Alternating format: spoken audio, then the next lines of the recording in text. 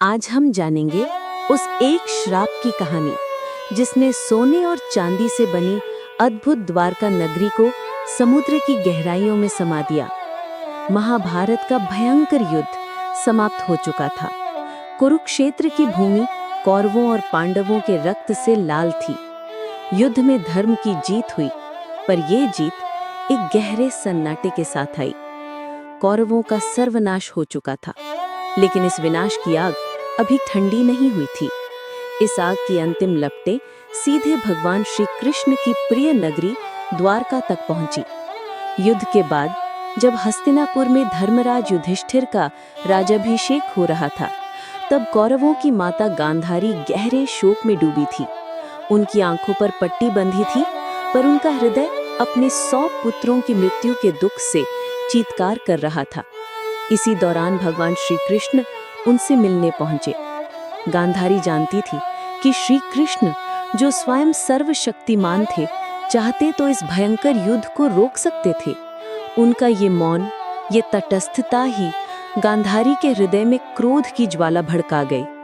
शोक और क्रोध से भरकर गांधारी ने श्री कृष्ण से तीखे शब्दों में कहा, तुमने जानबूझकर मेरे कुल का नाश होने दिया। क्रोध और विवशता की चरम सीमा पर गांधारी ने अपने पतिव्रत धर्म की शक्ति का उपयोग किया और श्री कृष्ण को महाश्राप दे दिया।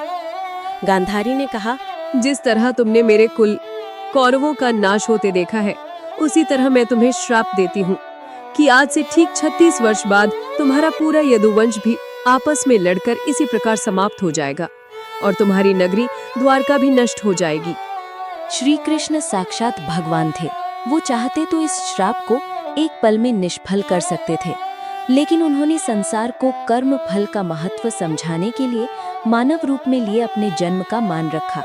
उन्होंने मुस्कुराते हुए गांधारी के इस महाश्राप को सहर्ष स्वीकार कर लिया। श्री कृष्ण जानते थे कि यदुवंशियों का अहंकार इतना बढ़ गया था कि उनका विनाश निश्चित था। गांधारी के श्राप के बाद 36 वर्ष बीत गए। श्राप के प्रभाव से यदुवंशियों में धीरे धीरे अधर्म और मद यानी अहंकार बढ़ने लगा। आपस में छोटी छोटी बातों पर वैमनस्य यानी दुश्मनी इतनी बढ़ी कि वे विनाश की ओर बढ़ने लगे। श्राप के फलीभूत होने का समय आया और सभी यदुवंशी प्रभास क्षेत्र में एकत्रित हुए और आपस में लड़ मरे। यदुवंश का पूरी तरह से विनाश हो गया। इस विनाश को देखकर पहले श्री कृष्ण के बड़े भाई बलराम ने योग बल से अपना शरीर त्याग दिया। फिर स्वयं भगवान श्री कृष्ण भी जंगल में एक वृक्ष के नीचे बैठ गए और एक जरा नामक शिकारी के बाण लगने के बहाने उन्होंने मानव शरीर त्याग दिया और अपने परम धाम को चले गए। भगवान श्री कृष्ण के परम धाम चले जाने की खबर सुनकर अर्जुन तुरंत द्वारिका पहुंचे। उन्होंने श्री कृष्ण के आदेशानुसार बचे हुए परिजनों, महिलाओं और बच्चों को सुरक्षा के साथ हस्तिनापुर ले जाने की तैयारी की। जैसे ही अर्जुन और श्री कृष्ण के परिजन द्वारिका की सीमा पार करके बाहर निकले, समुद्र ने अपनी दी हुई भूमि को वापस लेना शुरू कर दिया। महाभारत के मौसल पर्व में स्वयं अर्जुन ने इस दृश्य का वर्णन किया है कि समुद्र तेजी से आगे बढ़ता चला गया। ऊंची ऊंची लहरें आईं और द्वारिका के सुंदर महल, राजपथ और ऊंची इमारतें एक एक करके समुद्र की गहराई में समा गई।